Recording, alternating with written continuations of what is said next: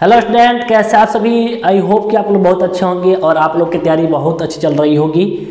और जैसा कि आप लोग जानते हैं कि ये जो कैप्सूल क्लास का वीडियो सीरीज चल रहा है, तो ये चौथा भाग है, चौथा पार्ट है ये वीडियो। और इसमें हमको कराना है 101 प्रश्न। तो आप लोगों को पता है, जैसे कि आप लोग देख रहे होंगे पीछे से वीडियो मेरा, तो आप लोगों को पता है कि 10 वीडियो हम बताएंगे, लगभग 10 से 12 वीडियो बनेगा, जिसमें आपके 101 प्रश्न खत्म हो जाएगा।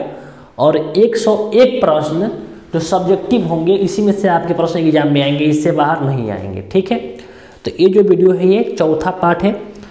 यदि आप इसके पीछे के जो 3 पार्ट हमने डाला है वीडियो देखना चाहते हैं, तो उसका लिंक भी वीडियो के डिस्क्रिप्शन में मिल जाएगा, या प्लेलिस्ट में जाएंगे तो वहाँ भी आपको सब मिल जाएगा। ठीक है, तो चलिए इसमें हम लोग शुरुआत करते हैं। इसके पहले आप लोग यदि वीडियो को लाइक नहीं किए हो तो फटाफट से लाइक कर लो, चैनल पर पहली बार आए हो चैनल को सब्सक्राइब कर लो और अपने सभी दोस्तों में इसे शेयर कर लो। ठीक, देखिए आज का प्रश्न है, ये प्रश्न बोल रहा है ना, पहला प्रश्न है इस वीडियो का कि किसी चालक का प्रतिरोध किन किन बातों पर निर्भर करता है। ये प्रश्न पर मोहर मार लो, प्रश्न जरूर आएगा ये।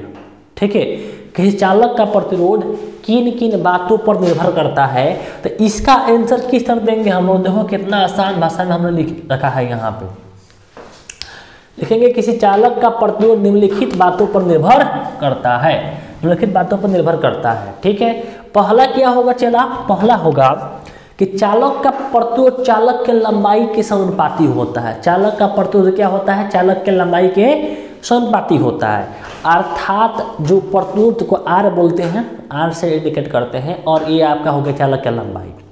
तो आर समानुपाती एल, इसका मतलब जैसे जैसे एल बढ़ेगा वैसे वैसे आर बढ़ेगा, जैसे जैसे एल बढ़ेगा वैसे वैसे आर बढ़ेगा। समझ गया कि नहीं समझ गया, समझ गया ना। तो पहला लिखना है कि चालक का प्रतिरोध होता है रे चला, चालक का प्रतिरोध होता है वो चालक के लंबाई के क्या होता है, समानुपाती होता है।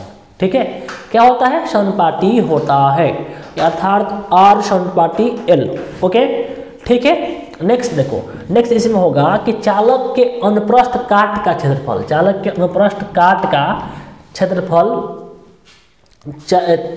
क्षेत्रफल के व्युत्क्रमानुपाती होता है। यानी चालक का जो प्रतिरोध होता है ना, वो चालक के अनुप्रस्थ काट का क्षेत्रफल, अनुप्रस्थ काट मतलब हई तार हो गया, इसके हई वाला हई क्षेत्रफल, इस क्षेत्रफल के क्या होता है, व्युत्क्रमानुपाती होता है। अर्थात आर समानुपाती के चिन्ह लगाएंगे, और क्षेत्रफल के ए बोलते हैं तो ए को उल्टा कर देंगे, 1/a कर देंगे। सिंपल चीज़ है, कर लोगे, कर लेना है, याद कर लेना है। ज़्यादा मैं डीपली बताऊंगा तो समय कम है, थोड़ा फटाफट से कर रहा हूँ मैं।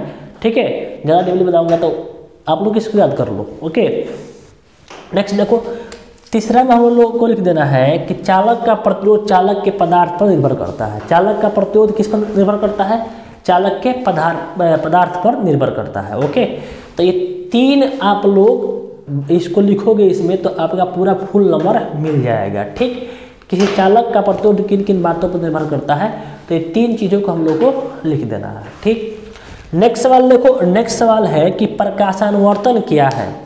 प्रकाशानुवर्तन क्या है, तो इसका उत्तर हम लोग कुछ इस प्रकार से लिखेंगे कि जब पौधों के अंगों की गति, पौधा जो है उसके अंग की गति प्रकाश उद्दीपन के कारण, प्रकाश के कारण होता है, उसे बोलते हैं प्रकाशानुवर्तन गति कहते हैं। प्रकाशानुवर्तन कहते हैं उसके प्रकाश के जो प्रकाश जो आता है ऊपर से, तो पौधा ऊपर बढ़ता है ना, तो ऊपर बढ़ता है वो किसके वजह से बढ़ता है, प्रकाश की वजह से बढ़ता है। तो वही लिखेंगे हम लोग कि जब पौधों के अंगों की गति प्रकाश के उद्दीपन के प्रभाव द्वारा होती है, तो इसे प्रकाशानुवर्तन कहते हैं। याद कर लेगा, देखो कितना सिंपल सिंपल यहाँ पर आप लोग उत्तर दिया गया है। ठीक, तो क्वेश्चन 2 को कंप्लीट हुआ। क्वेश्चन नंबर 3 देखो, हम नहीं चाहते हैं कि आप लोग का समय ज़्यादा जाए, इसलिए मैं जल्दीबाजी में करा रहा हूँ ताकि आप लोग को जल्दी खत्म हो जाए। देखो, अवक्षेपण अपक्रिया से आप क्या समझते हैं, उदाहरण दीजिए। काफ़ी महत्वपूर्ण सवाल है ये।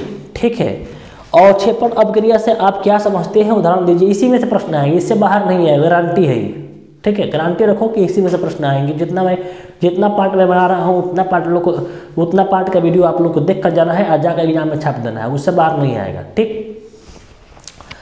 अवक्षेपण अभिक्रिया से आप क्या समझते हैं, उदाहरण दीजिए। इसका उत्तर लिखेंगे, जिस अभिक्रिया में अवक्षेपण का निर्माण होता है, अवक्षेपण बनता है, जिस अभिक्रिया में अवक्षेपण का निर्माण होता है या अवक्षेपण बनता है उसे अवक्षेपण अभिक्रिया कहते हैं।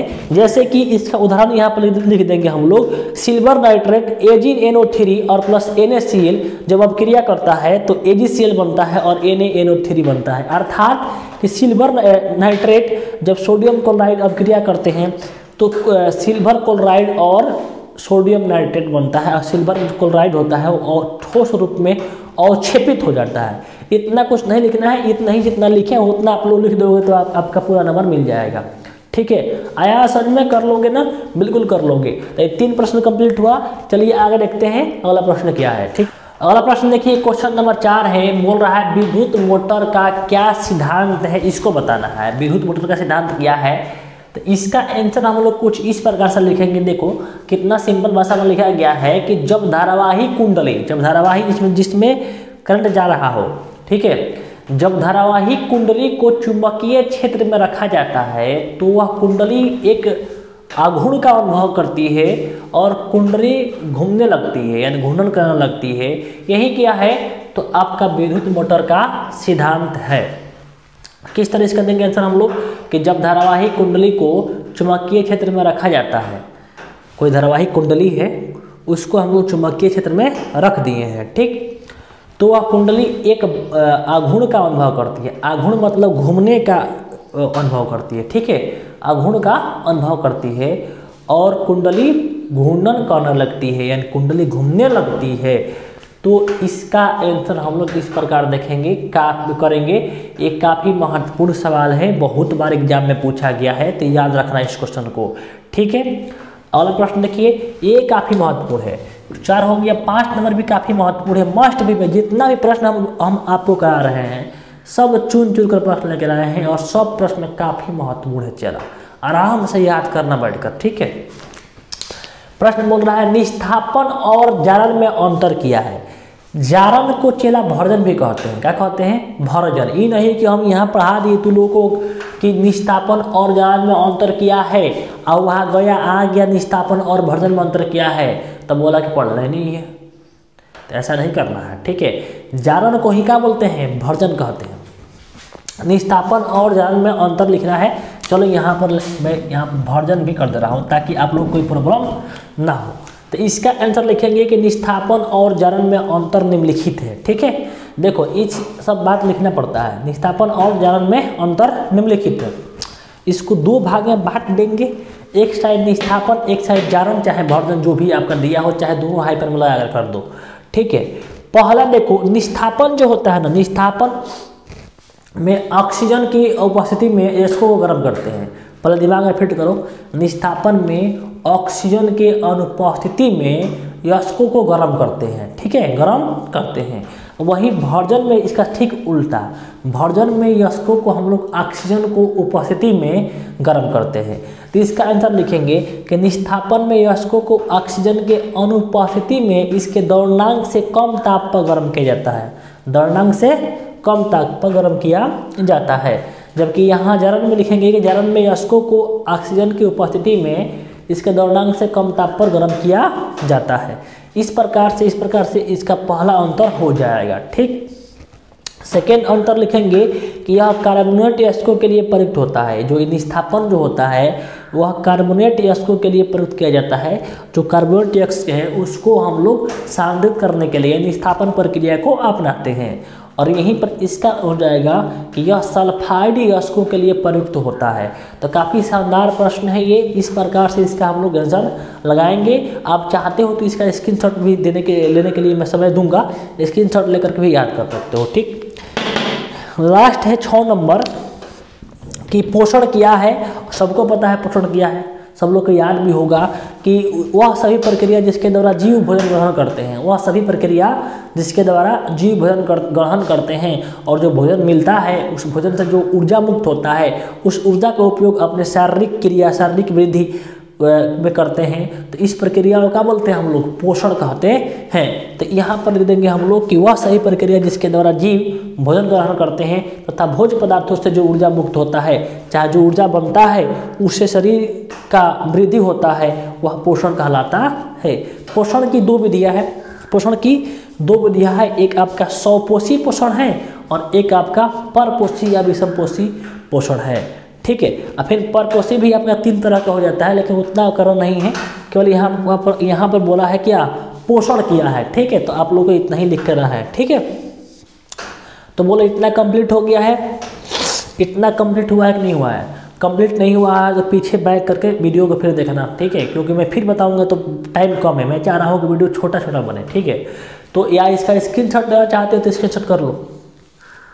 कर लिया? कर लिया सब स्क्रीनशॉट? चलो ठीक है, तो आपका 4, 5, 6 भी कंप्लीट हो गया। चलिए आगे देखते हैं अगला क्वेश्चन क्या है। अगला प्रश्न देखिए, प्रश्न यहाँ पर ये है क्वेश्चन नंबर 7 कि चिप्स की थैली में नाइट्रोजन गैस क्यों भरते हैं? चिप्स की थैली में नाइट्रोजन गैस क्यों भरते हैं? इसका उत्तर लिखेंगे हम लोग कि चिप्स की थैली में नाइट्रोजन गैस भरी जाती है क्योंकि नाइट्रोजन गैस रंगहीन, गंधहीन और स्वादहीन होती है, इसलिए चिप्स के थैली में नाइट्रोजन गैस भरना सेफ होता है, अच्छा होता है। नाइट्रोजन गैस भरने से चिप्स कुरकुरे बने रहते हैं और टूटते नहीं हैं। तो इस प्रकार से इस सिंपल सा क्वेश्चन का सिंपल जवाब इस तरह से हम लोग देंगे। अब देखिए, केवल हम ही इसका उत्तर देंगे तो बहुत समय लग जाएगा। आप लोग भी खुद से उत्तर बनाने की कोशिश कीजिए, खुद से उत्तर उसको सॉल्व कीजिए, ताकि आप लोगों को भी प्रैक्टिस हो और आप लोगों को भी लिखावट का भी प्रैक्टिस होते रहे। ठीक है, इसके लिए यहाँ पर कुछ क्वेश्चन दे रखे हैं, इसको आप लोग को सॉल्व करना है। ठीक, पहले क्वेश्चन ध्यान से पढ़ लीजिए, सुन लीजिए, उसके बाद से आप लोग इसे उतार करके खुद आप लोग कॉपी में बनाइएगा। देखिए यहाँ पर 8वां प्रश्न है कि उत्तल लेंस और अवतल लेंस में अंतर लिखना है। काफ़ी सिंपल सवाल था, इसलिए हम इसका उत्तर नहीं देंगे, सिंपल किए हैं ताकि आप लोग उत्तर बना लो। हालांकि आप लोग कमेंट बॉक्स में करोगे कि सर इसका हम किसी क्वेश्चन का अगर आपका उत्तर नहीं मालूम है या मतलब कि नहीं चाहते हैं कि इसका उत्तर हम बना के दें, तो आप लोग कमेंट करेंगे तो इसका भी उत्तर हम अगले वीडियो में बना देंगे। लेकिन यहाँ पर समझो, उत्तल लेंस और अवतल लेंस में अंतर लिखना है, हो जाएगा ना? बताओ, कर लोगे ना? हाँ कर लोगे। ठीक, आगे देखो, एकल विस्थापन अभिक्रिया किया है। विस्थापन अभिक्रिया या इसी को बोलते हैं एकल विस्थापन अभिक्रिया, इसको हम लोगों को लिखना है, ये भी कर लोगे।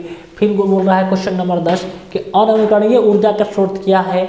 उदाहरण दीजिए। अनवीकरणीय ऊर्जा का स्रोतों को लिख देना है। ठीक, जिसका परिभाषा और इसका 1-2 उदाहरण लिख देना है। ठीक, आगे है व्यंजक चूर्ण क्या है? इसके रासायनिक नाम, सूत्र एवं उपयोग लिखना है। ब्लीचिंग पाउडर क्या होता है? इसके रासायनिक नाम, सूत्र एवं उपयोग को लिख देना है। ओके, नेक्स्ट सवाल देखो, आनुवांशिक गुणों से आप क्या समझते हैं? आनुवांशिक गुणों से आप क्या समझते हैं, इसको लिख देना है। सरल सूक्ष्मदर्शी क्या है? क्वेश्चन नंबर 13 है, बोल रहा है कि सरल सूक्ष्मदर्शी क्या है। ओके, फिर बोल रहा है आँख के समंजन क्षमता से आप क्या समझते हैं? आँख के समंजन क्षमता से आप क्या समझते हैं? तो ये रहा आपके लिए क्वेश्चन होमवर्क में, इसे आप लोगों को करना है। बोलो सभी लोग करोगे कि नहीं करोगे? बताओ तो, सभी लोग कर लोगे ना? कर लेना है आपको, इसको कर लेना है पूरा ये। ठीक है, सभी लोग को कर लेना है, होमवर्क में बनाना है और ईमानदारी से, और चाहते हैं कि इसका पूरा पार्ट बने, 200 पार्ट बने इस वीडियो सीरीज का, तो ईमानदारी से आप लोग अपने सभी ग्रुप में शेयर कीजिएगा और मेहनत कीजिएगा, तो हम भी मेहनत करने के लिए तैयार है। और व्हाट्सएप स्टेटस में भी अगर संभव हो तो लगा दीजिएगा। ठीक है, मिलते हैं आप लोगों को नेक्स्ट वीडियो में। जय हिंद, जय भारत।